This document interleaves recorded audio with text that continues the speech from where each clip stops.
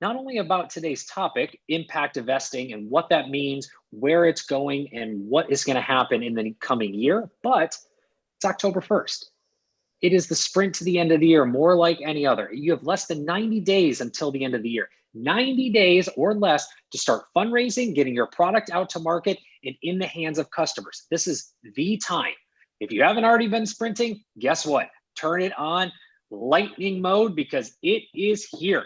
With that being said, we've got, again, an exciting topic to talk about around impact investing, what it means, and what it means for you as both investors and entrepreneurs, not only as you're going out to fundraise and launch your products, but what it means for building and where to be placing your bets, what you need to know, what's happening around the world, and we're here to unpack that today. And a big thank you to you, our audience, for tuning in. If you like what you hear, click subscribe, give us a thumbs up. If you'd like to be on a show like today, either talking about impact investing or a number of other topics, industries, and regions around the world, please reach out to myself and or the LA Token team, and we'll find the right opportunity for you.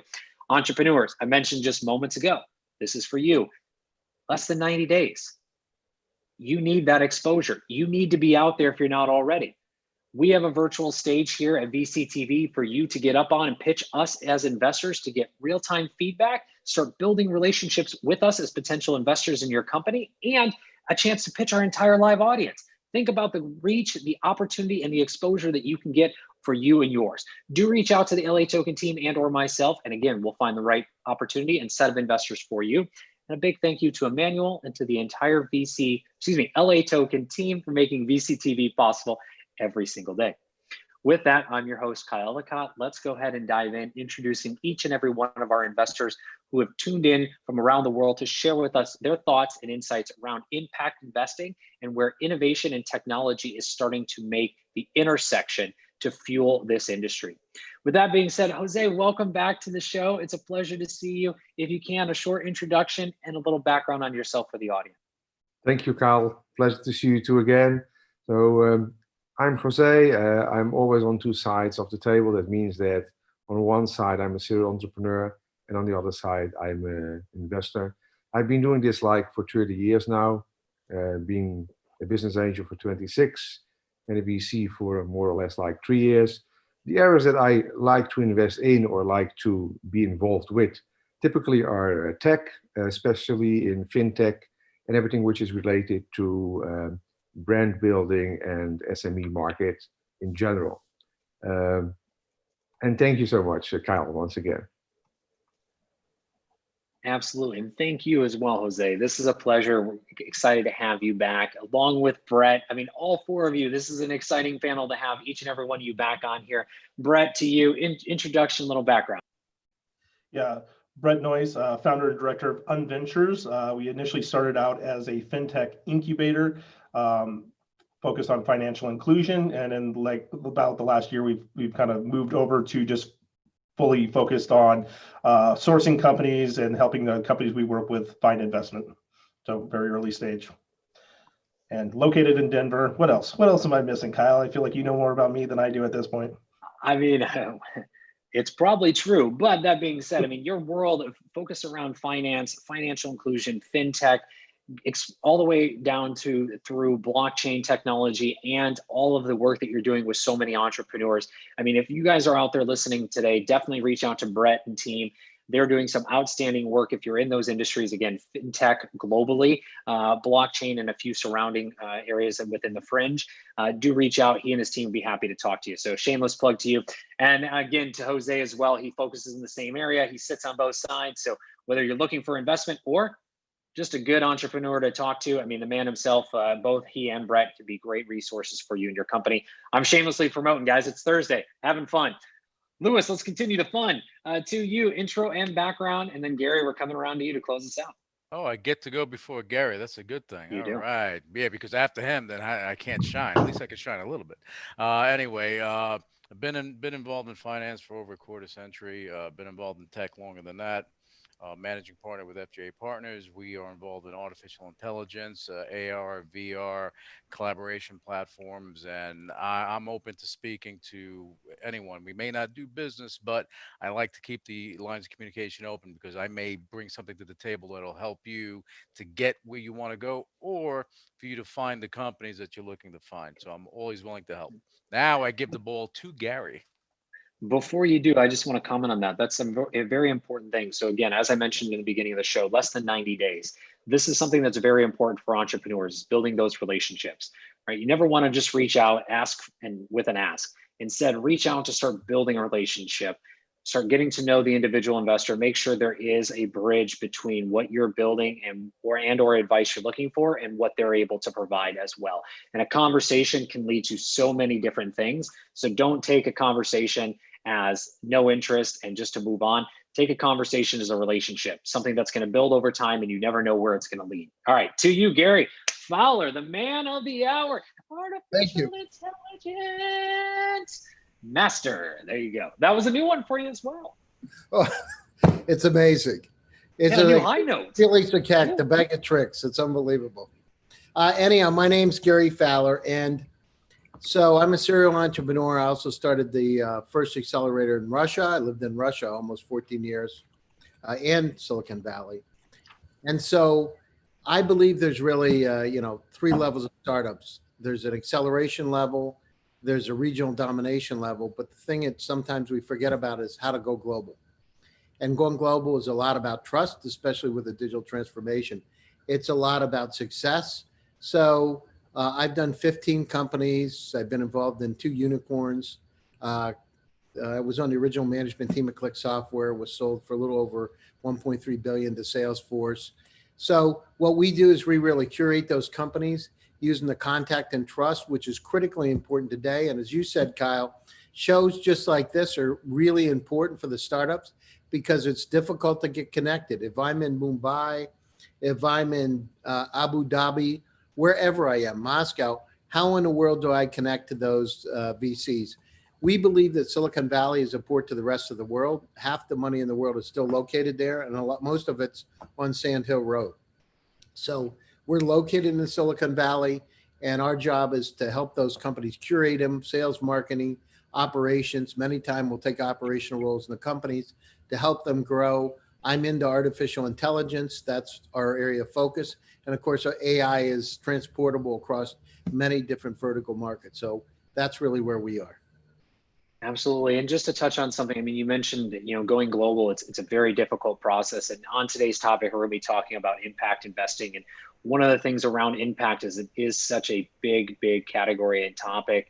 Not only is it difficult to go global, but once you do, it's also good to remind yourself and remember to act local, to be present locally as you do go globally, bringing your team, bringing your company, giving back to that local community, giving back to the local region that's helping to support you in your new efforts, but also act locally where you started. Who helped you get started? The community, those around you, et cetera. Continue to reinvest in those ecosystems, reinvest in those communities, because the impact that you will have not just on those other entrepreneurs, not just on those other businesses, but to the community as a whole will forever change you in ways you can't imagine very positively. So something to remember. Kyle, when we started the accelerator in Russia, people said it couldn't be done. Here we are, a couple of Americans.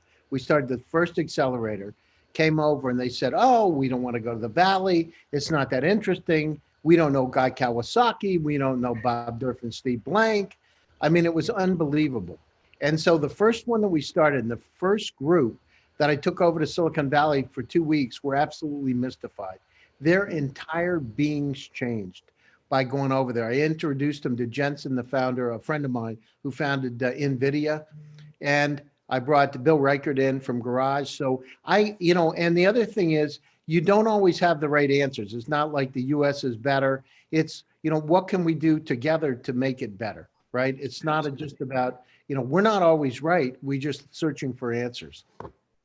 Absolutely. And thank you, Lewis, as well. And so to each of you, I want to come to today's topic around impact investing. What does it mean to you and what is the current state of impact. I mean, Brett, you focus a lot on financial inclusion, which fits into that as well. So I know each of you will have a different perspective, which is totally fine. So let's start with you, Jose. What is your view of impact investing, and what is the current state from your perspective of it today as we round out the end of the year of 2020 and look to the year ahead? Well, for me in particular, I've been investing and looking into a huge niche, okay, which I call business inclusion. And everybody talks about financial inclusion, but in fact, I think it's very underestimated what the capacity is and the opportunity is for every individual to just kick off a business and start getting that experience. And the numbers don't lie. If you look at the numbers, like 99% of those guys who kick off a business, they are not in innovation. They want just to kick off a small company, start learning. They don't have any experience at all in general, and they don't have the cash available to kick off that business. So at the end result is really dramatic, because like in almost every country, even if it's in Russia or in the US, or in Africa, doesn't matter. In general, 75% or more of these companies basically close down in the first year. And if you look at a 5-year plan, they like 0.5% survives. They are not able to get to any kind of funding, most of them, at any time. So this is the reality. We have been planning this for quite some time, and we are going to put something on the market which will have a huge impact on life and on business building for everybody in the world. And that's, biz money. And at the same time, while we are doing this in biz money itself, we're also looking to integrate with other solutions that we feel that is a chance and a change for people's life. And that's the way I see it. But impact investment, it's much more than this alone. You can have impact investment in so many areas. But definitely, this is the one that affects more or less 43 million people a year minimum. Now, and it's not a small number. And I'm leaving it like this for now. Yeah, it's a great way to leave it off. And as you said, it's not a small number, and it's probably much greater than that in general, with adding in other statistics that we see from other industries. This is a huge starting point. Brett, I see you shaking your head left and right. Again, I know you focus on financial inclusion, and this is an area you and I have talked about, not just here on VCTV, but also off show as well. There's so much happening globally around financial inclusion, more now than ever. We've talked about what's happening in Latin America, what's happening here in the US, what's happening in Africa. It's just a continuation of bringing very necessary tools and education to everybody on an even playing field. But I don't want to take words out of your mouth, so I apologize if I did. But what does impact investing mean to you, and what is its current state from your standpoint? Yeah, I mean, I find that, well, for me personally, the challenging question to answer. So I never set out to be in the impact space, and never have ever thought of ourselves as being an impact. I mean, we're not a fund, but when we went fundraising, we just kept getting put in. They're like, oh, you're an impact fund. And it's like, oh, you mean because we focus on companies that are doing good?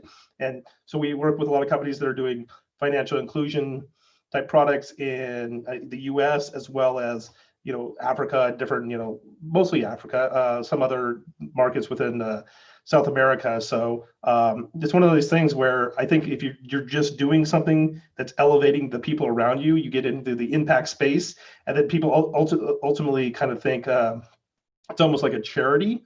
And I think what the piece that people are really missing in the impact space, sorry, I will answer your question, but is that they think that you can't do good and make money, right? We've always started with the focus that we're looking for companies that could scale. We think with blockchain technology and other technologies, digitization of all these things, that there's this great opportunity to just bring more people into the financial system and make a lot of money doing it. And that's how we think about what impact investing should be or is to us. I think it's something that's trendy, which, if it trends in our favor, awesome. I think there's, what's the current state? It's something that people say they want to be part of. Getting the actual dollars out of people's pockets is another story, right? So I think words and actions don't always align as where I kind of think the current state of impact investing is.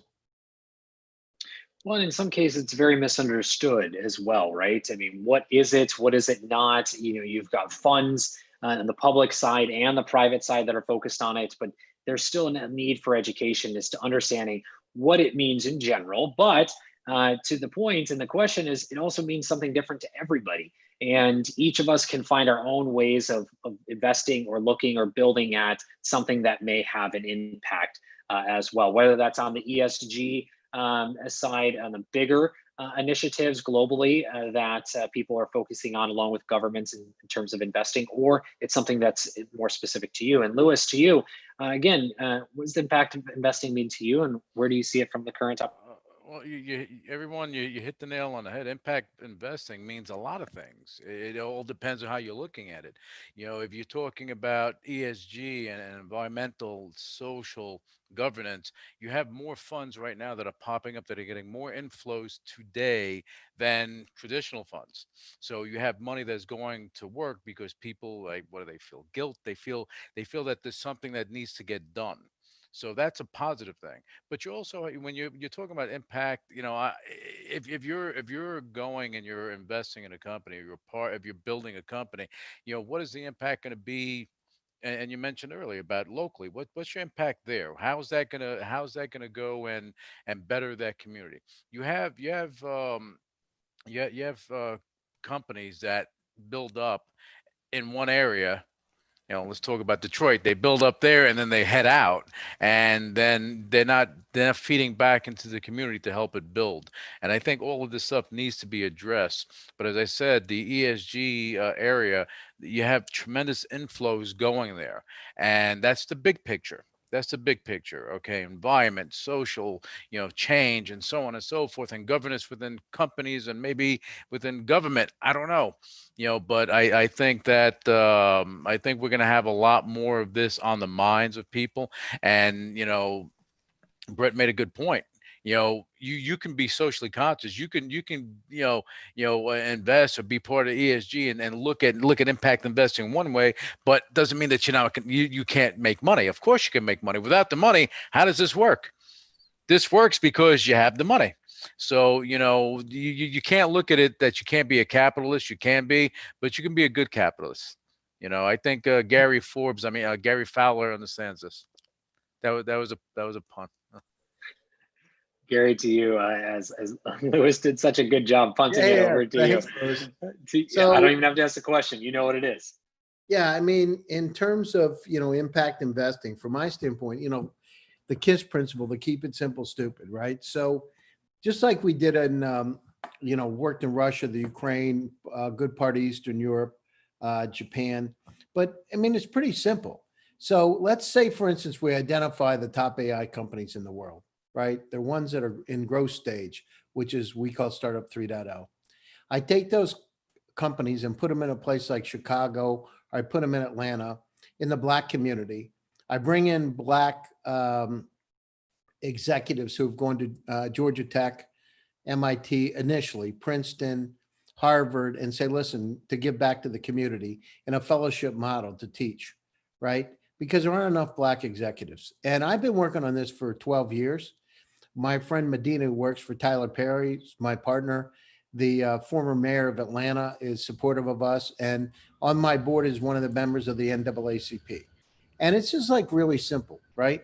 So if you put it in, you change. I asked, why aren't there more Black executives, CEOs of companies? And my friend Medina said, it's because there aren't role models. So I told him, I said, listen, Medina, you're on the have and the have-nots. You're an actor. Why don't you take some courses at Stanford and Harvard? Why don't you, and MIT, why don't you take those AI courses? We'll put you into one of the companies and let's test it. You know what I mean? As a guinea pig. And I said, you test it. I mean, I don't know what the answer is, but test it. You're smart. He went in, we put him in a company for 1 year in a VP of business development role. He shined. Now he's running the program. So I think part of it is just do it. This is not that hard. Now, what do we need? If we take it to a place like Atlanta or Chicago, we need support from the community. We need to make sure their funds are available that will be able to support those startups coming in and create a nurturing environment for them, right? where you're going to win. The same thing we did in Russia. Now it's an amazing ecosystem that's been created. And I'm not saying we're the ones that created it. We just put a little seed in the ground to help it grow. And I think those kind of simple things, the problem, Kyle, is a lot of people talk about it, but they don't do anything about it. It's crazy, right? Mhm.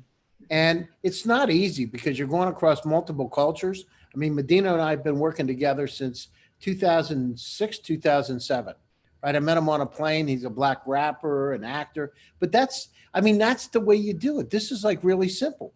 Put it in, and guess what? Once you start to have a success with that growth stage AI company, and people can see that it can do an IPO or there's M&A activity, they're going to invest in the next project. And now you've created a system, right? So you don't need to have government money and entitlement and all that. You just need support of people that want to make money because they're doing, social justice at the same time. So it's a two-pronged sword. One is you have a great investment. The other thing is that you're making a dent in the universe.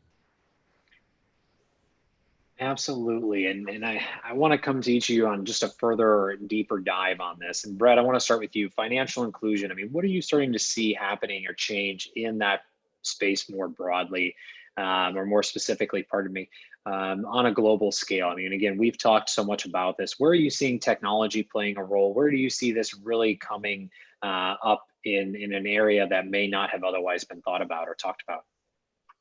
Well, I mean, I can only speak to kind of my narrow sliver of the world I see in the companies we work with.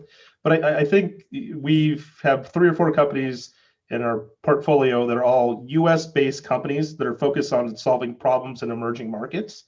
And, like they don't necessarily they're not based, I mean, they end up finding and hiring people in those markets, but they're able to be a US-based company, raise capital in the US and solve a problem, like big problems in emerging markets. So that's kind of one of the trends that we see, and how kind of technology, and I think there's an appetite, for the right investor if they understand like the risks that they're taking. So I think that's something that we see emerging and a really good opportunity for everybody involved, we think. Mm-hmm. And Jose, to you, where are you seeing the areas of opportunity playing out, or opening up, I should say, in impact investing, whether that be on the financial inclusion side, that may be on sustainability, that may be on clean and environmental technology? There's, again, so much that's included in this, but where are you seeing the areas of opportunity starting to open up? Well, where I see a huge opportunity, and it's something for the masses, is that we have a real big problem global-wise. And there is no solution foreseen, at least for the next 10 years. And the issue is that we have more or less 430 million people permanently unemployed. And that number is not going down because you're going to get into robotization in the next few years. So a lot of these truck drivers, cab drivers, are going to get unemployed, just as an example. And even in the financial sector, a lot of things that machines can do much better. You don't need that much of employees anymore. So my question is, and that's what we have been working on, is that what are you going to do with all those souls? That's the issue. Are you going to give them a world income and then they can go on a holiday every day? Or are you going to make them productive and reinvent them in some other areas? So the way we see it personally is that we see them that more or less they could become an impact of society itself by giving them an opportunity to just kick off a business. Because if they would contribute and they would learn how to kick off a business, eventually they will come up with new ideas and get into innovation. Most of them, they are not from innovation or they're not creative enough. But there's a lot of stuff you can learn. And once you get connected to other people, let's say more or less in the same area, and this can be local, you don't need to think all of this out like on a global scale, right? But eventually, that they have a huge impact. Now, this is something which touches every country, there is no exception on this. And the way we see it is that we see a huge opportunity in that area. Now, 430 million, okay, is not a small number. And I can tell you that the way things are going in the next 5 or 10 years, we may even reach 1 billion of souls that basically need to do something. And that's the opportunity that we see, and that's the area in which we are working right now. Yeah, and I see everyone shaking their head. So Louis, I'm going to come to you next. I mean, areas of opportunity, and not just furthering Jose's point, but also, I mean, you play the roles in AR, VR, entertainment, gaming, finance. We've talked about data. How are you seeing not just the opportunities, but some of this technology maybe that has been underserved playing a bigger role in this? Yeah, well, I think there's a lot of opportunity. I think that the implementation of it is important. In tech, there's so many things that can happen, and there's so much, financial impact that a company that's doing well can have on a community, on a society. I think we need to look at that stuff because, it's in ESG. You have funds that are out there, and I mentioned they have a lot of inflows coming. They're investing in companies that are involved in that. Problem is, there's no correlation between performance and what they're doing. They may be doing a good thing, but if you're not performing, if you're not generating the revenue, the income, how are you going to sustain it? It's going to be difficult. We're all not Matt Damon that we can go and have the water company and raise, and have a nonprofit and raise all this money and do that. If you have a company that's doing good and having that impact, you need sustainability. You need to be able to do that. And technology can do this. Areas of AI, AR, especially in AR and VR, you have a lot of companies that are coming up that need developers, they need engineers, they need all this stuff, and they can go and and Gary made mention of this, to create programs that you're teaching these people. Go to the inner cities, put together a program. Like, to me, growing up, the Boys and Girls Club was it, because that saved me from a lot of things. Okay, so if you go and you bring something to the table, you will impact one person, 100 people. That one person is connected to another 10 people, 100 people during their lifetime. So you impact that one life. Jose called them souls. That one soul, you impact a lot of other things along the way. So you got to look at things a lot bigger. And again, in technology, this is the future. So if tech companies, big and small, do more of this, these people that aren't employed, Jose's saying 250, maybe a billion over time. Then now you're giving them something. Okay, in manufacturing, if you have skilled labor and they're learning technology, and they're not just doing menial labor, they have something that they can go from GM to Ford to another company and apply that skill set, and without breaking their back like our ancestors used to do. So this is my input on it, and I think there's a lot more to do. It's not just about throwing money at a company and saying, I'm involved in, I want to have an impact in ESG and do all that stuff. And meanwhile, you're not generating revenue. That doesn't help anyone. Generate revenue. We're a capitalist, nation. We're a capitalist world. Everyone likes success. So we need to implement that in the right way. And for me, in technology and even in manufacturing, but in technology, that is the pathway to having a serious impact as companies want to do. Mhm. And Gary, to you, I mean, where are you seeing the areas of opportunity for impact investing? I know you have a fund focused on this, as you mentioned, and Brett, I'll be coming to you next on this as well. I know you have a fund, Gary, focused on this. You're doing a lot of work in artificial intelligence. You've helped build communities, but where are those areas of opportunity? Where should I be placing my bets as an investor and as an entrepreneur? Where should I be building? Yeah. So, I mean, impact, right? Sustainability's impact. So think about all the areas, for sustainability. I mean, energy, literally across the board. So I particularly am interested in how to make a dent in the universe, make people's lives better. And so we're working with the urban Black community. It's really interesting for us, with friends of ours, and the support of the Black community. So that's I think it's untapped. I mean, we have, it's just untapped. I mean, go out on the internet and look at how many Black executives are in Silicon Valley, and you weren't going to find a lot. And I think it's a two-edged sword. It's not, one is the right kind of role models, according to my friends at the NAACP. And the other thing is, on the other side of the fence, they don't have the access to it. And it's just not, it's something can be solved. It's not an unsolvable problem, right? And so that's where I think there's a untapped opportunity. And Louis said the right thing. Once you get to a point, we're into generating revenue. We're into creating companies that are going to be billion-dollar companies. That's what we do. So there's no bullshit, no games. The thing is, we come in, you want to work with a company, you've gone to MIT or Princeton or Harvard, wherever, Yale, at least the top tier for the first, and then we move it down. Come into the company. Let's teach you the right stuff. Come in. Let's teach you so that you understand, learn by doing, so you understand. It's not easy being an entrepreneur. There's ups and downs and ins and outs, right? Good days, bad days, et cetera, but the trend goes up. Let's teach you about that, and let's move it forward, and let's you teach others. The same thing, like I said, I did in Russia. And we started it from scratch. I remember the first time I did an entrepreneurs club, there were 3 people that came, right? And the last big event I had over 2,300 people come in to hear me speak on stage. And that's how big it got within about 2 years. So let me tell you, there's an opportunity, and we need to work together. There needs to be multicultural diversity, and mixed teams, it's proven, make better decisions because you're looking at things differently. So that's where I think there are some opportunities. So sustainability, and then making a difference in the urban community. Absolutely. And Brett, before I ask you that question, I wanted to come back to you around revenue. So Lewis mentioned, and so did Gary, on the importance of revenue. So let's start with that. Anything else to add on that? And then I'll come to you for the opportunities.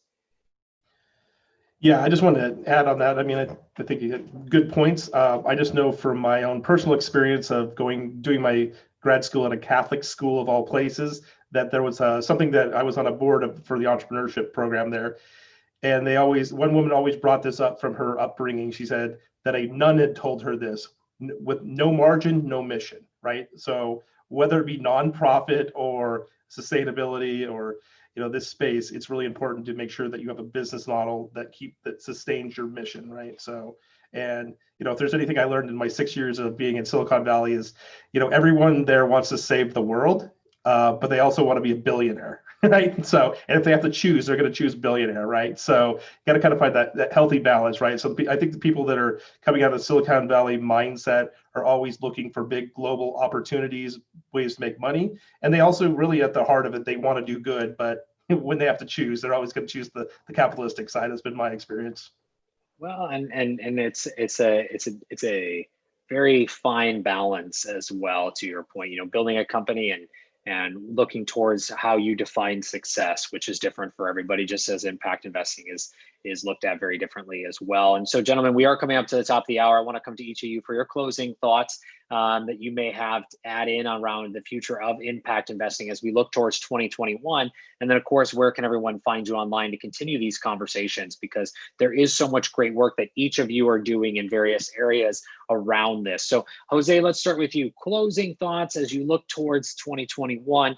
Where are you seeing impact investing really having huge growth and success, and that you're going to be focusing, and others should be as well? And then, of course, where can they find you online to continue the conversation? Oh, Jose, sorry, you're on mute. Very good points. I was muted. I'm so sorry. No worries. Go ahead. So we had a conversation this week internally, and one of the things that came out was really, really interesting, is that, in every 2 people, 1 is a woman, right? And my question is, how many CEO women do you have in Silicon Valley? I have no idea, but I bet it should not be very much. So where we see that there is a huge change that could impact quite a lot the society, besides all, all the other areas that, the inclusion of other cultures, also the issues that we have seen with the Black community, which I see Gary has done a fantastic, fabulous job, as I can hear. I also look at it from a more practical side and saying, okay, every two people in the world, 1 is a woman, right? Why don't we have more women in the companies and in decision-making roles? So I would like to see something in that area. I'm open to any ideas that people would say, you know what, this is for women, and this is where we would like to do some impact. So I'm open. You can find me on LinkedIn. Okay, it's quite easy, Jose Graca in English way, and You can also look up for Biz Money if you can't find it on my name. And I'm always open. I'm an open networker. So pop in and shoot me a message, and we are on a conversation. Wonderful. Thank you so much. Louis, to you. Again, quick closing thoughts, and then also where can everyone find you online to continue the conversation? Yeah, I'm not gonna repeat what everyone said. Impact investing. If you're an entrepreneur, you're building a company, take that into consideration for later. You obviously you can't do it from the beginning, but as you move forward, don't lose sight. Don't forget where you came from, and figure out how you're going to have an impact on society in a positive way. As far as women, women in leadership roles is key. Okay, we have, and we're putting together a women leadership situation within our firm, because to me, honestly, you put women in charge, they'll probably run things a lot better. Okay, because that's just my opinion.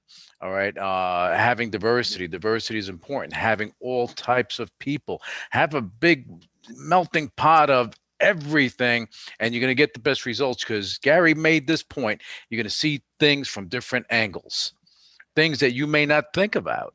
So look at that diversity when you're building a company. And just to make this short, you can find me. You can go to FJ Partners. You can find out more. Go to mmegahood.com, see what we're doing. You can find me on LinkedIn. Again, I'm open to speaking with anyone. If you need help, we may not do business, but I'm a people person. We invest in people, and I'm always open to speaking to anyone, actually. Wonderful. Gary, to you. An answer to the question. So the Fortune 500, Jose, has 5% of the executives are female CEOs, the latest statistics, down from 6. They said there are 9 CEOs, female CEOs in Silicon Valley. So, I mean, there's a lot of work that needs to be done. You can reach me. And so, one of my classes at my accelerator in Russia, I actually paid for half the classes to have female entrepreneurs come in. I subsidized them. And let me tell you, some of those companies are incredible now. I mean, they're car sharing companies with, 3,000 to 5,000 cars. I mean, it's unbelievable. So we can each, Steve Jobs said, let's make a little dent in the universe. And, we need to have a little footprint before we depart this earth. Why don't we make the world a little bit better place and try to make some inclusion?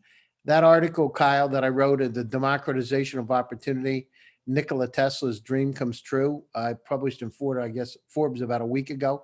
I wholeheartedly believe it. And each one of us, what we're doing is now we have that opportunity. You can reach me, Gary Fowler, at LinkedIn. I'd be happy to talk to you, or you can send me an email, Gary@GSDVS. There's a lot of stuff. Google my name. I'm happy to connect with you. And Kyle, you're doing a great job here, and I appreciate it. Thank you very much, Gary. And Brett, close us out. Last closing thoughts, and then where can everyone find you to continue the conversation?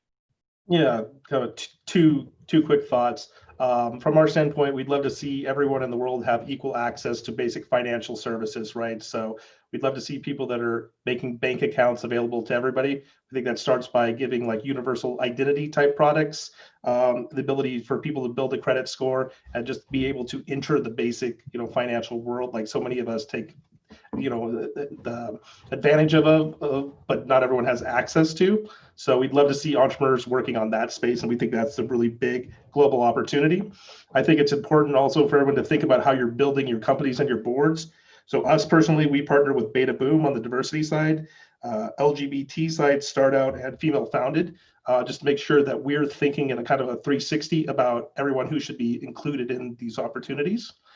You can find me at brnoyce@unventures.co and LinkedIn, Brett Noyce. Wonderful. And thank you all again so much for your time today, sharing your thoughts and insights.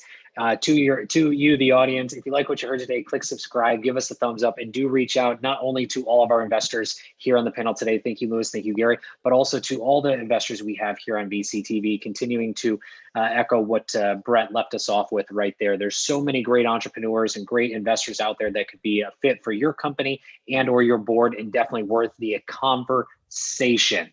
Remember, conversation first, build that relationship, work together, find out if there's a fit, and then present the ask collectively as well, because you never know where that conversation may lead. But if you like, again, what you heard today, click subscribe, give us a thumbs up. If you'd like to be on a show like today, do reach out as either an investor or as an entrepreneur. And a big thank you to Emmanuel and to the entire LA Token team for making VCTV possible. With that, I'm your host, Kyle Ellicott, and you can find me everywhere online at Kyle Ellicott, along with each and every one of our investors today. We're all available 24/7, 365 online to continue the conversation. We'll be back here tomorrow with more VCTV. Everyone have a great day. Thanks. Thank you.